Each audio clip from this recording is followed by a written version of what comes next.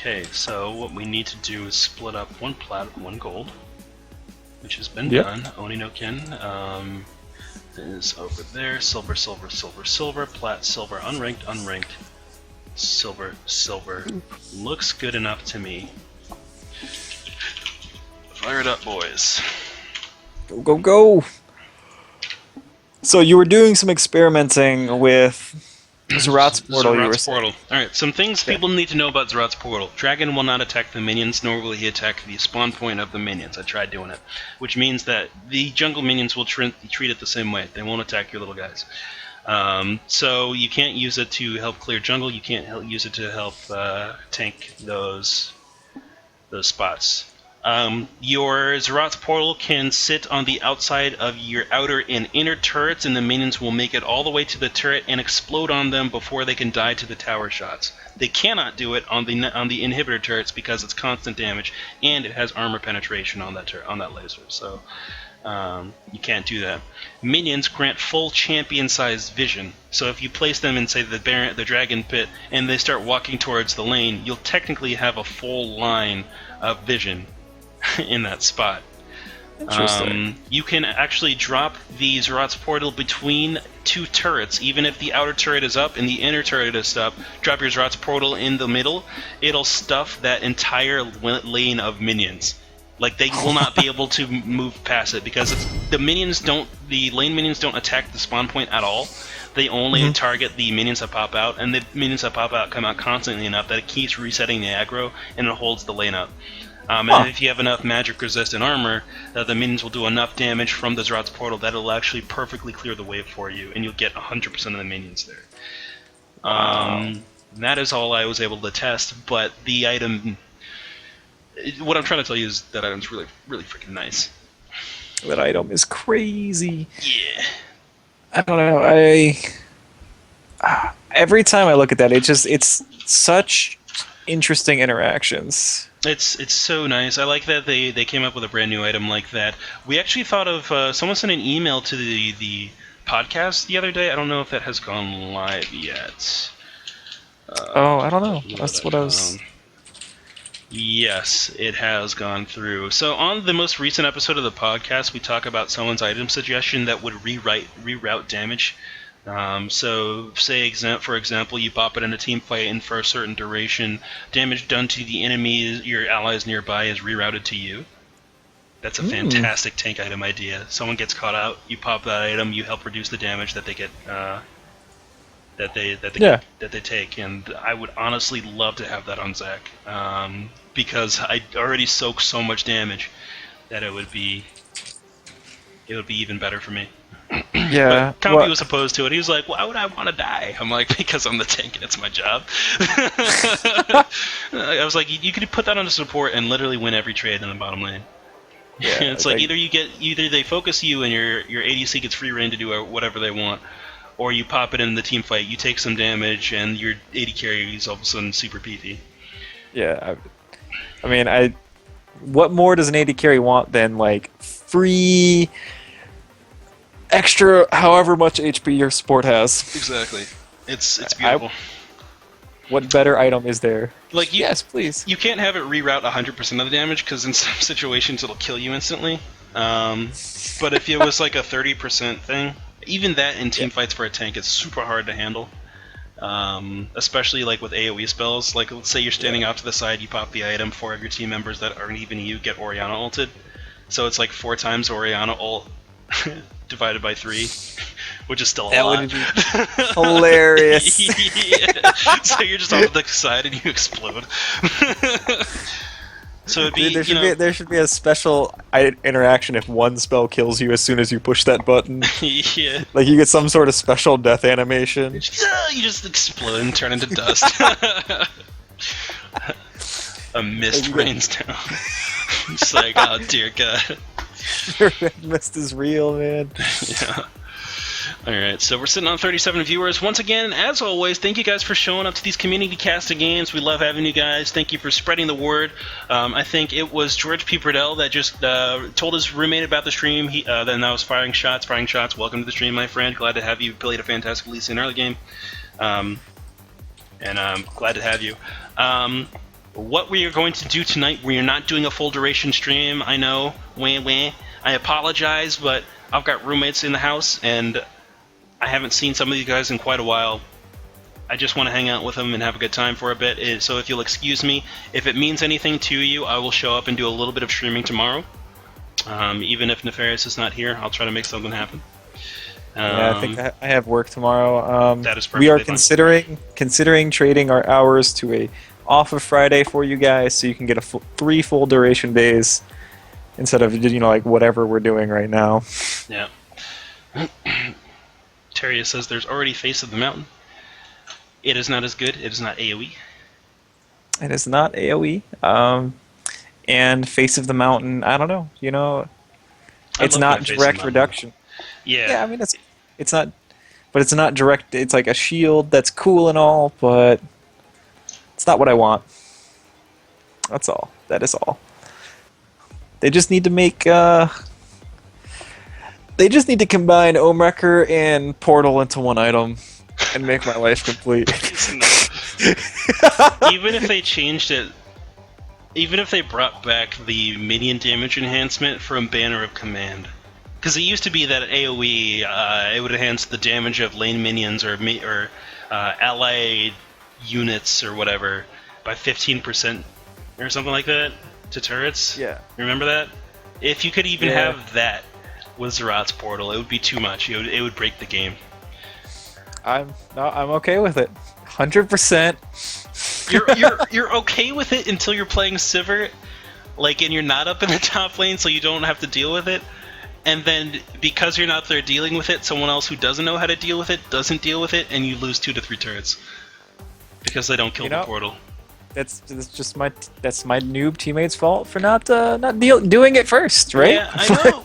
That's true. It's true. It would warp the top lane, so that's all you could build. Oh Doesn't that sound wonderful to you, Stretch? Zerat's Portal. I mean, there's so many. I want to build that item on so many different champs. Scion is my biggest contender, just because of the dropping it in lane and going here, minions, hold this for me. I'm showing up with mid lane with my ulti. I'll be right back. Well, I think there's a lot of potential for that to be picked up on non-top laners as a 4th or 5th item, simply because it adds so much siege pressure, like we were talking about. Like, your support player picking that up, maybe even your jungler picking that up. You get 2 or 3 Zerat's portals just sieging an empty lane. What are you gonna do? Yeah, there's not much you can do. Those minions do so much damage. But this game is really filling out really quickly. You guys are doing a fantastic job of just warping this by. Marco Smooth going to go ahead and pick up the Jinx along with a Gnar, Vayne, and Braum pickup. That is a really strong team comp. The one thing I am going to say is that top lane? No, that's Jungle Vayne. Okay, Jungle Vayne along with Annie. Jungle Vayne not optimal. But tribute to Charmely, and unfortunately, with the jungle nerf that happened this patch, where it'll be the soft reset is nerfed down to 5, it's gonna be much harder to pull off. So I'll be interested to see how Screaming Lullaby does with this jungle Vayne. That's very, very true. Other than that, the Vayne is the only thing that really is questionable to me. They've got huge AoE CC between Gnar, Braum, Annie. They've got fantastic burst damage between Jinx, Annie, Gnar. Honestly, they've got everything they want in the comp. And then they tossed a Vayne in there and said, you know what, yeah, sure. We'll carry you. Yeah, do it, friend. Go ahead. Go for it. Just gotta get the late game, right? You're right. They could have inserted literally any other jungler, and I would have been like, dang, that is a comp of 5 really strong people. Yeah, I don't. Could have been Lee Sin. I would have been like, wow. Wukong, dang. J4, oh my goodness. Pantheon, you know what? Yeah. Oh. Yeah. Pantheon would be sick with this Annie, and Pantheon's perfect with this team comp because he brings damage and CC. Oh my goodness, it's beautiful. Global pressure, everything. Ooh, is Pantheon the new meta top lane with Zerat's Portal? Ooh. That's I'm all about the set it and forget it meta. I'm ready. That could be very interesting, though. He is gonna suffer without that, the damage items. Yeah, that is very true. Who else could have gone here? Kazakhs would have been fine. Yi would have been fine. Fiddlesticks would have been ridiculous. Amumu would have been crazy. Would have worked better than Vayne. Jungle Blitzcrank, throw in the hook. Actually, I wonder if Evelyn might not have been a bad pickup here as a jungler. Oh, that's right. Evelyn exists. Right? Like, people are just not playing that character right now. I think Evelyn would have been. She just got buffed a little bit. She might have been the pick right here. Yeah, give it a try. Give it a poke. See how you like it. Yeah, guys. LowElo stream tip. Evelyn exists. Yeah, Evelyn exists. You guys remember when people used to play Evelyn? You should try that again. Yeah. Do it. Alright, so looking over at Purple Team, they've got a lot of AoE control as well. Pimpy's going to be rocking the Nami in the bottom lane. Gravendor. I keep feeling like I'm saying that wrong. Gravendor with that Sejuani jungle. Sejuani, I feel like, is super underappreciated at the moment, and honestly has fantastic ganking and team fighting potential. Well, she's starting to see a lot more play in professional play. She's actually been played a couple times as the support in Korea. Not to happen. I wouldn't do it. I mean, is it because Leona and Braum have been banned? Because I feel like those are just the superior picks there. You know, I'm not necessarily disagreeing with you, but it has happened. The pros have done it, so I still don't support that decision. Yeah. All right. So, and this is the new Ahri icon for those who are uninformed. Looks like someone completely different now, but that's how Riot does. It's like, what is that, Elise? No, that's Ahri. And above that, they got Corki and Shyvana. So a lot of AoE, a lot of mobility coming out of purple side, and a good amount of pick potential as well. So they can really pull off a lot of things here. They've got a good siege, dive, good pick, like I said before. Really a versatile team on purple side. You can pretty much do whatever you want it to do. Yeah, the only thing purple team needs to do, which they have all the tools to do, is they really don't want to hard engage until they see everybody on the blue team. They don't want to go into like thinking they've caught somebody, just because there is so much CC on the blue team. They can draw people into those like huge team fights, and if they get the flank, then it's just over. So I really hope to see a lot of vision coming out of purple team. Vision on both teams, actually. Obviously. Yep. Oh my word, I'm tired. Alright, so let's look at some matchups. What do we think of Gnar Shyvana, dude? Gnar Shyvana is going to be pretty interesting just because Gnar's poke is super ridiculous. He can pretty much force anyone out of lane as long as he's catching boomerangs properly. And even with the nerf to the cooldown when he catches it right now before he gets level 6, it's still a lot of pressure. So I'd expect Shyvana to go cloth 5 pot here, expect to take a lot of auto attack harass and maybe not even get a lot back. But as long as she farms up properly, she'll be fine going into the later stages of the game. Okay, that makes sense. Let's see. And my god, my game is crashing. That's wonderful. Yeah, it always takes a long time for this thing to fire up nowadays, but there it goes for me. No, anyway. mine just crashed. Okay, so... well, I will continue to talk about these matchups. Mid lane, blue side, Norwood Alpha is sitting on that Annie. The big ugly one for red side is going against Ahri. What would you say with those two champions?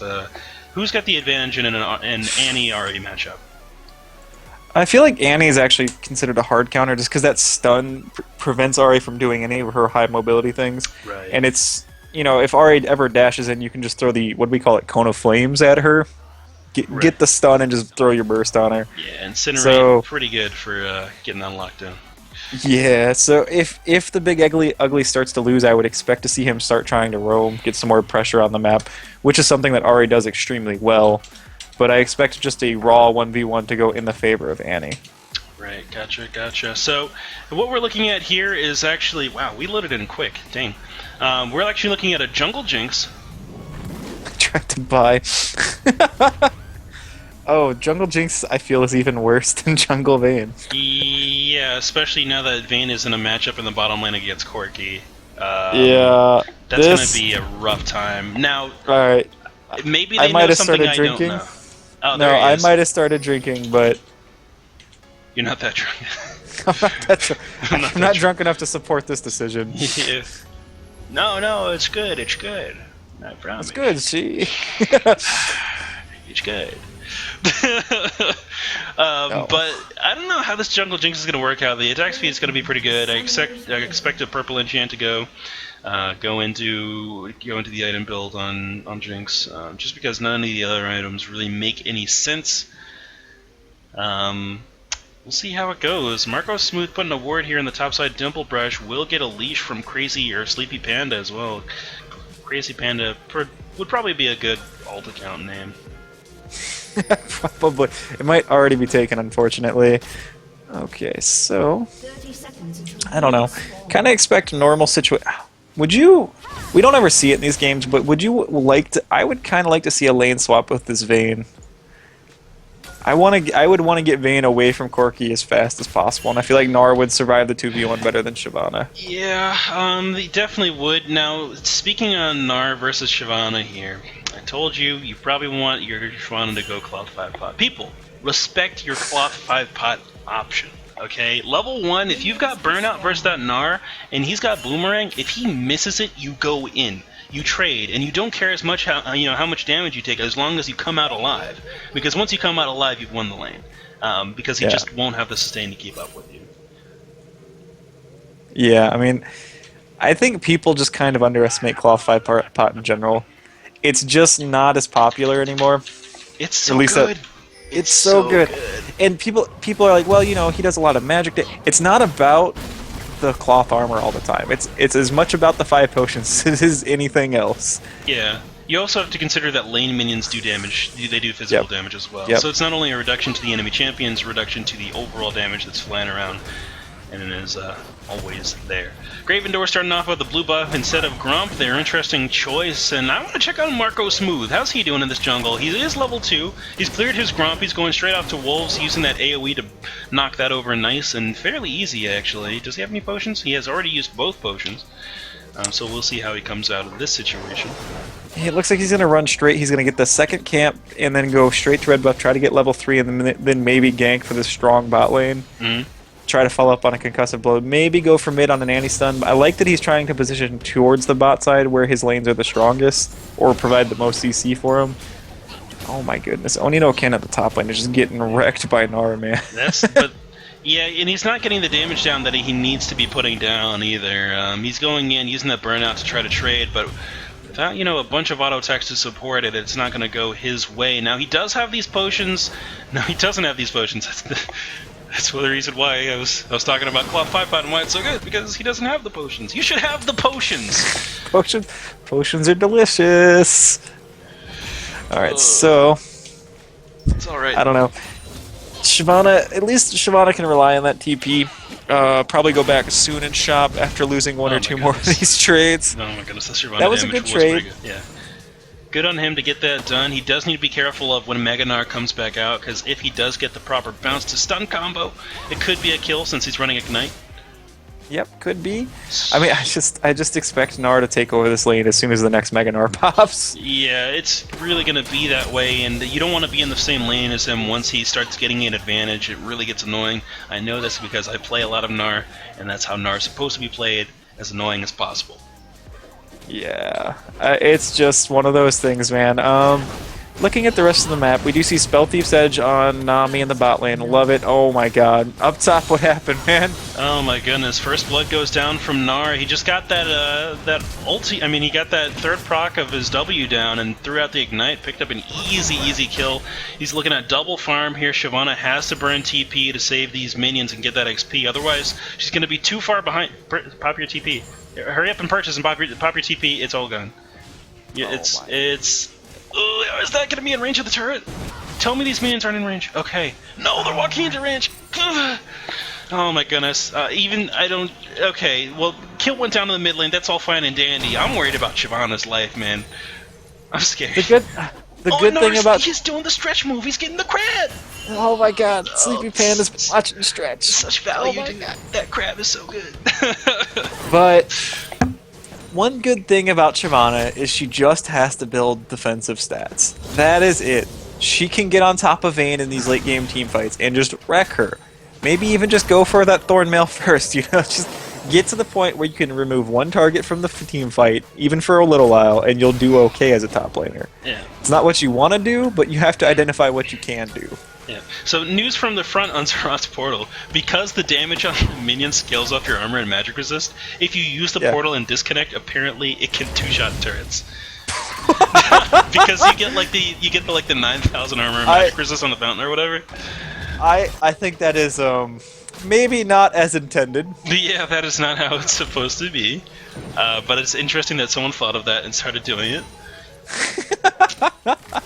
That is so funny, man.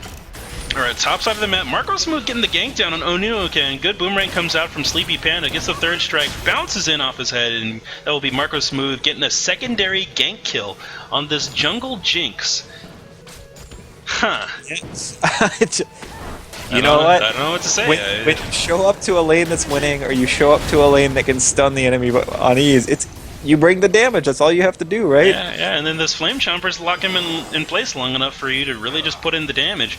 And it just knocks him over. It's actually working out very, very well for him, and I hope to see that it comes out and there's more play that goes along with it. I want to see like a Frozen Mallet come out or something crazy.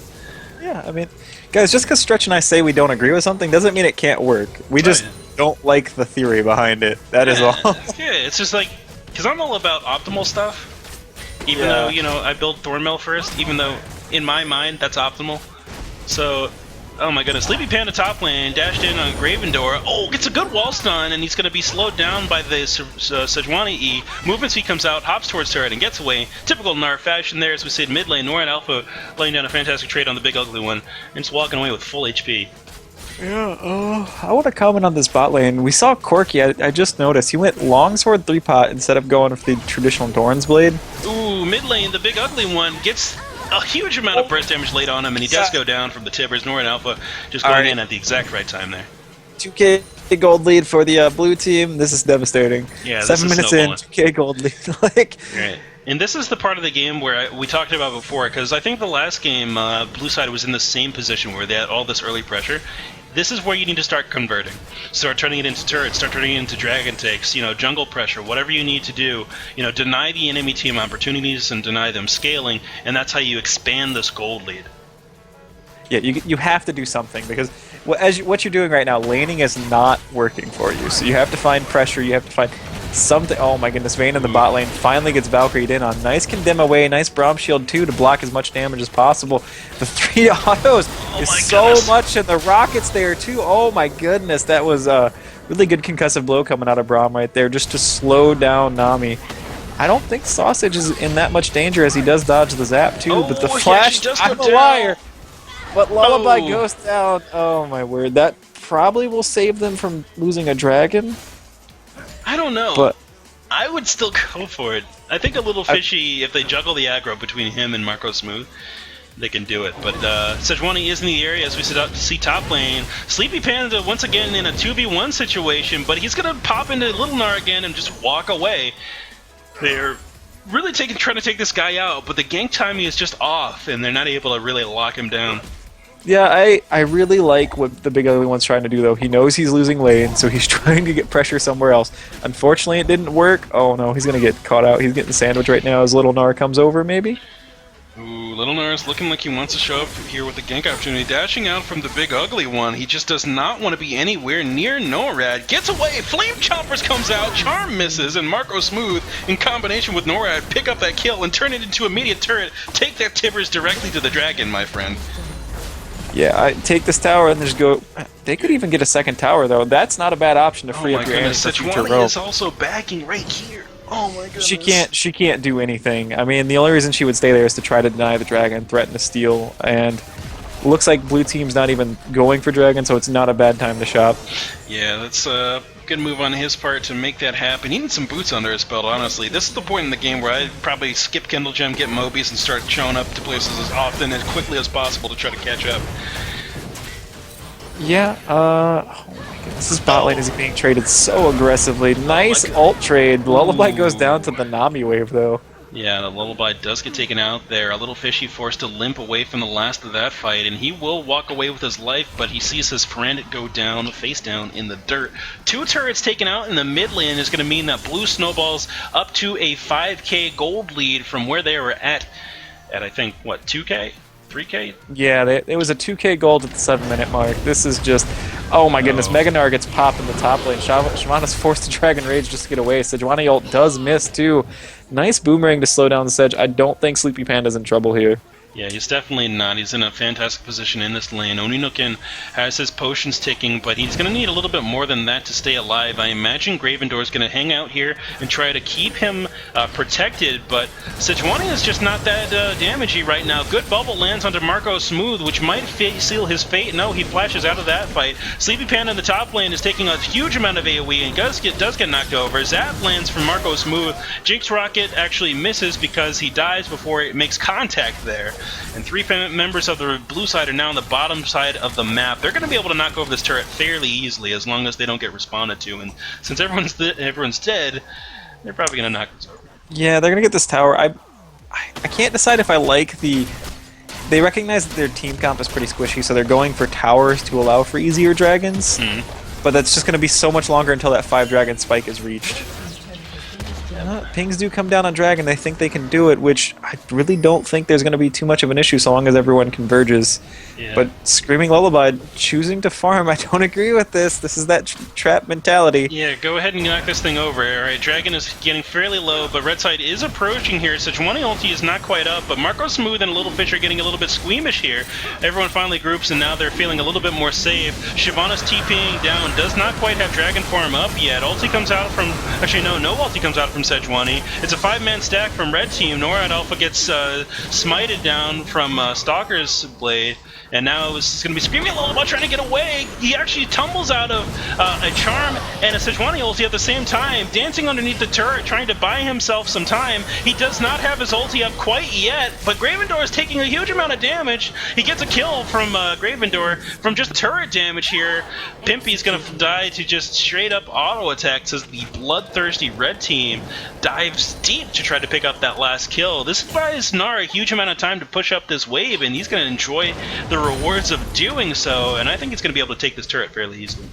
Yeah, I mean, this is just the 4th tower going down. They lost a bunch of people after that team fight, and that was a sloppy dragon take by Blue Team, but they're just getting so much global pressure at the moment.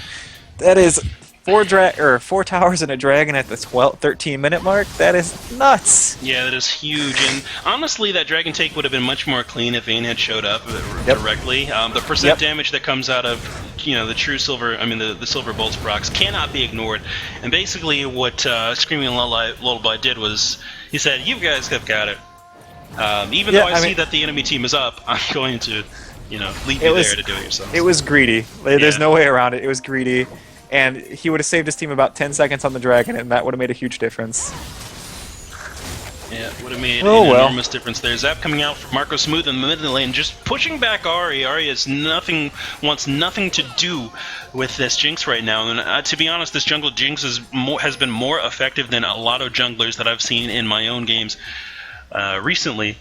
Yeah, I still don't agree with the concept, but she's been all over the map at the right places at the right times. If you understand jungling, we've seen Charmely do it too, where he understands where to be on the map. Pi gets caught by the Annie's Timbers right there. That is just... Yep, and another 4-man stack in the bottom lane for Blue Team. Gravendor's going to show up to this fight, has ulti up. Good 3-man lockup happens here, but there's just no one in the air to really react. Good wall stun from Screaming Lullaby is going to lock up Gravendor for a bit. Charm comes out onto Sleepy Panda. The return damage from the Orb of Deception is going to take Screaming Lullaby very low. Sleepy Panda still in the middle of this fight. Please take me back, because I think he's got Mega Gnar very soon. He's getting the damage down. Turns? No! He doesn't get a chance to turn to Mega Gnar there. He wanted to dump the ulti out as soon as he could and just slam that fox against the wall. And Jinx Rocket's going to miss right there. Annie is probably going to have to back up. I don't think there's any way they're going to trade right here. Yeah, Mega Gnar just barely missed going off right there. That was so close, but they did get the tower for it, so it was pretty worth. Oh my word. Actually, if no one's reacting to Jinx in the top lane, they're getting a 3-man stack onto Annie right now, and you know what? If Jinx gets this last outer tower, before the 20-minute mark, I don't know what blue team can do or red team can do. Yeah, it's just not even because of the gold values. Like, there's just so much pressure lost by having all the entire map on your side opened up like that you don't you lose all of your room to make any plays. Top lane, Marco Smooth getting caught out by Gravendor, and the Magic Sausage, the slow will land here, so Marco Smooth definitely goes down to this damage. Sleepy Panda jumping into the mid lane onto Oninoken. That burnout is going to carry him quite far against this a little fishy. Slow lands, and that's going to be the end of his life for sure. Ulti comes out from Pimpy, but it's just not enough to really keep Oninoken out. That heal will give him the speed boost needed to walk away from this fight. Honestly, Sleepy Panda can turn around and kite this one out fairly easily. Good knockup from Bomblands. Good stun comes out, wall stunned onto the Magic Sausage, and condemned to actually keep him locked there as well. Sleeping Lullaby, or Screaming Lullaby, gets taken very low by the Big Ugly one. A little fishy gets dashed on by Gravendor, and Sleepy Panda is forced to walk away from the fight. The Big Ugly looking for more continued fighting on Sleepy Panda. Charm lands, but the stun does as well. Good Sejuani ulti keeps him locked up, followed up with a Pimpy bubble. Yeah, Annie's here. I think she can single-handedly hold off these three, though. Yeah, but she's pretty bursty. That whole fight was pretty spread out. Two people got caught for the blue team, and then Vayne showed up to the fight and hesitated for a good 5 seconds while her team was taking damage. If they had just either chose not to fight, backed up, been a little bit safer, or they had chosen to all in as soon as Vayne showed up, it probably could have turned in blue's favor because of how low red team got at the end there. Right. Looks like we had a disconnect from Marco Smooth there. Hopefully they utilized their tournament draft pause. Because I'd hate to see this become an uneven game because of a disconnect. That is why we run tournament draft, so you have the opportunity to make sure you've got all 5 members of your team ready to go. Yep, I mean, there is a pause button, boys. You can do... Anytime when you play in a LowElo game, you can use the pause button. I believe the command is what, /pause? Yeah, just /pause, and that'll do it, and then go on unpause /unpause. That is only to be used after you verify that everyone is ready to go. Yep. Alright, so reconnect goes out. It looks like Marco Smooth will rejoin the game fairly quickly. That's good, at least. Alright, Oninoken gonna face check this brush up here. He does have Dragon Form, and he dashes directly out of this fight. Just burnouts away there. He does not want to tango with this Gnar. Tibbers comes out from NORAD Alpha from over the wall to steal away this blue buff. He has to flash away, gets a stun down into Gravendor. Gravendor forced to flash to the fight as well. Off to the side, Pimpy's caught out by a little fishy and Screaming Lullaby. A Phosphorus Bomb from over the wall tries to do some damage to Screaming Lullaby, but it's not going to be enough. Charm comes out and actually lands on the little fishy, and Screaming Lullaby, sorry. And he gets chunked down. Slow lands from Sejuani, but does not get the stun. He dashes over the wall, 1v1 versus him and Screaming. He does pick up the kill here, and Braum goes down as well to the Big Ugly one. So a pretty good fight drawn out by red team here, even though Gravendor got a little bit caught out, and so did Pimpy. But they walk away with the advantage just due to great grouping. Yeah, I mean, blue team is kind of overextending right now. They had such a huge lead for so long. They have so much map pressure, but they keep trying to go for these long extended fights in the red team's jungle, and it's just paying. Oh my goodness. Sleepy Panda with the perfect bounce off the head of the Big Ugly one. Dodges out that Orb of Deception, picks himself up a double kill, and now it's going to be blue team again in the driver's seat of the pressure as they start working towards getting this dragon down. They clear out one of the vision wards. Sleepy Panda is not afraid of these guys, and I think Marco Smooth should not be either. The dragon does a little bit of damage here, but honestly, if played correctly, you can knock Pimpy out. Just knock Pimpy out. Go knock Pimpy out, please. Okay, Pimpy will not be knocked out. Gravendor will walk in alone anyway and get picked off. Pimpy now the next target. The Dragon's Descent fails to leap over the wall, and now Oninoken's forced to walk away. He will not get away from this because the Vayne passive will keep him in range. Now it's going to be a 4-man stack onto this Dragon buff as they knock this over fairly easily here. Blue team just in the driver's seat. Once again, they pulled out about a 5k gold lead as they had given it up just a little bit, and they're kind of running out of objectives on the map. The one thing I will say is that Baron's much weaker at spawn now. Since they're so far ahead, they might want to go for a play. I mean, they have double AD carry, and they can always have Tibbers tank, too. I mean, they have a great Baron team, and you're right, it is much, much weaker at spawn.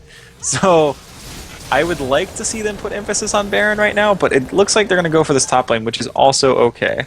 Yeah, it definitely is. And someone in the chat saying that Gnar going full damage might cost them the game. I'm hoping he's not. I hope he's going to finish off this Trinity and then go full tank, because otherwise he's going to be a liability for his team. Marco Smooth on the wall, landing a good shot onto the Big Ugly one, but he's going to get caught up by Gravendor. Good ulti from Sejuani is going to lock them up in that corridor, and that is something that you don't want to do against a Nami Sejuani comp, and that's fighting these tight enclosed places. Yeah, I just keep getting caught in these tight enclosed places, and you're right. Now, Sejuani plus Nami is just running over these narrow corridors. Yeah. There's Red team has probably, they need to either put emphasis on the Baron or on the towers to win this game. Yeah, go ahead and hit this thing, guys. Ignore that Gnar. That Gnar means nothing to you right now. Stop firing your rockets and auto-attack that turret. Stop firing your rockets and auto-attack it, please. No! Guys! You could have had it. You could have had it.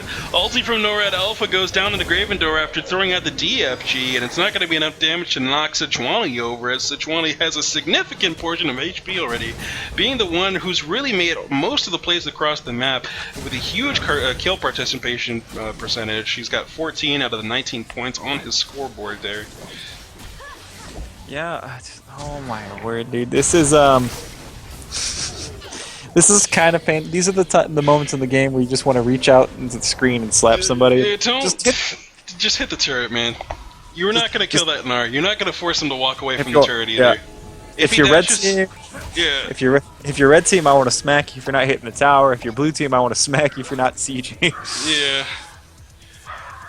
Oh my goodness. Someone's dogs are going crazy outside my door. Oh my god. Who let the dogs out? Who let the dogs in? Well, my friend is over here with his fiance, and they brought their pets. And they're two little yappy dogs. I'm not going to complain because they're not mine. Actually, I'm going to complain because they're not mine, and I hate them. I hate little tiny dogs. I hate them so much. They've got these huge egos, and they think they're all that. And then you walk towards them, and they do that thing where they jump backwards and keep barking at you. And I'm like, please, just let me get to the fridge. All I want is a beer.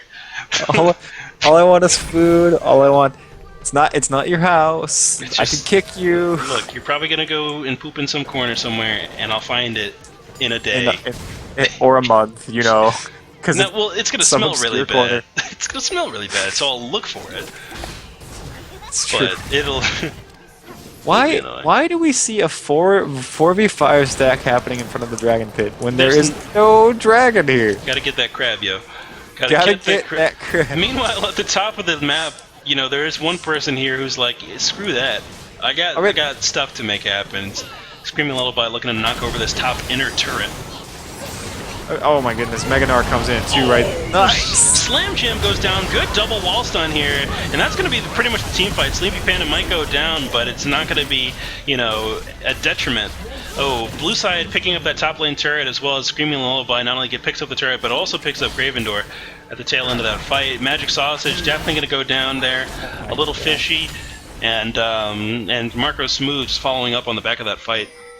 And this is why Gnar is OP, by the way, guys. That was a 4v5. Gnar just popped his Mega Gnar at the perfect time, went in and just CC'd Ahri, and I think it was the maybe the Shyvana. Yeah, it was the Shyvana. It was Ahri and Shyvana, and he just removed them from the fight, making it a 3v4. That's not fair. Yeah. That's just not fair. Well, it was a 4v4 because Sejuani was top lane dying to Vayne. Oh, that's right. But that's right. I forgot Sejuani back. Regardless, the Mega Gnar CC is the truth and needs to be respected. Exhaust comes out of Pimpy here, going in. They don't want this. Oh no. Oh no. Exhaust comes out from Pimpy there, and it looks like blue side's going to keep pushing up to the bottom side of the map here. Top side, Screaming Lullaby keeps forcing in on this inhibitor turret. It's looking like blue side's going to probably look to end the game here fairly soon. Magic Sausage goes in on NORAD Alpha. Foster Spawn misses. Tibbers comes out and looks like it's going to be a kill possibly for Annie. The residual damage from that Timber summon is just going to cause him to pick up the kill. Pie and Pie going down too, man. Braum baiting everybody. Stalker's Blade Smite goes down on a little fishy. It's not enough damage to take him out, though. Ahri goes in, but he's gonna get just completely damaged out by this friggin' Marco Smooth jungle ADC. Why is it working? Why? Because he was at, like, his team provides so much CC, he just has to show up, do damage, and throw the choppers down. Show up, put in a good day's work, get paid. Yeah. He doesn't even put it. He puts in a half a day's work, man. He doesn't have to farm. Exactly. Oh my goodness, Mega Gnar goes in, he turns around with the Gnar ultimate onto Onino, throwing out the boomerangs like a true Australian. No response from the Dragon Lady. Is that Darkski? Is that Darkski? Has he arrived? Has he? Even though Darkski is British, so you know. Well, that's true, but aren't they all flash in from the screening lullaby, he goes big, true damage goes in, he actually gets the condemn back onto the left, onto the stump of a turret there. Marco Smooth now stuck in between a rock and a hard place, between the Magic Sausage and Gravendor, just gets taken out there. Sleepy Panda with this full damage Gnar build is going to try to dive turret on the ugly one, but the Ari triple dash is going to allow him to get away. The Magic Sausage and Gravendor show up with home guards, and it looks like Gravendor is looking to pick up this kill. Good Gnar stun to prevent a little bit of the damage here. He gets the little Gnar back, and he's going to walk away with his movement speed. Boomerang gets thrown out, and the Australian goes back to the kangaroo farm. Yep. I don't know, I'm running out of Australian puns here. Wallaby. Dingo. The Wallaby Ranch. The Wallaby Ranch. Bloomin' Onions. The Koala Sanctuary. The Koala Sanctuary.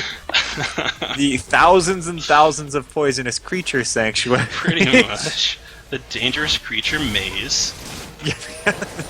Maze filled with dangerous creatures. So Dragon is spawning here, and Red Side is in position to knock this over. The only person they don't have here is Oninoken, who has his teleport up in that top lane, so he will be able to show up if needed, especially with that ward down in the middle of the pit.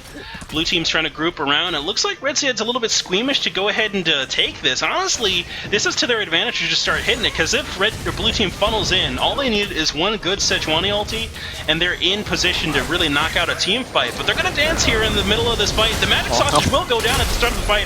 Oninoken is teleporting in the back of the fight. Sejuani goes in kind of alone and separated, and now that means that Oninoken's got to replace her for the tank. But Blue Side's putting out too much damage on this backline. The big ugly one saves his ulti to save his life at the tail end of the fight there, and Red Team just gets nothing done. Blue Team's just going to sweep that through, get a free dragon, and possibly look to pick up 2 inhibitors from bottom lane and top lane. That's what I would do. I mean, you just need to send this 3-man squad. They only need 1 or 2 people for the dragon, so just walk up, take the inhibitors. Don't stand here. Take the inhibitors. Yeah, walk up to the inhibitors, though. Like, but use the pressure you have to get those inhibitors. The doors are already open, boys. You can... Alright, now your opportunity's gone, but...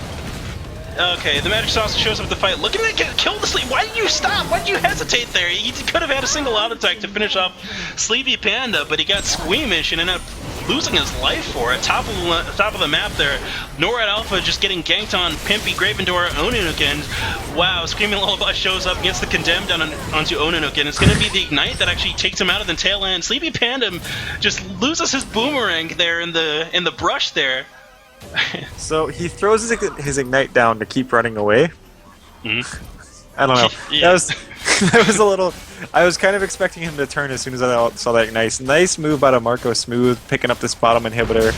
Finally, someone realizes, hey, we took those towers, let's go do this. Objectives, people. That's what's going to close out the game. They did so well in the early game, making sure they picked up literally almost every outer and inner turret within like a 15-minute time span, and then since then it's kind of stalled out.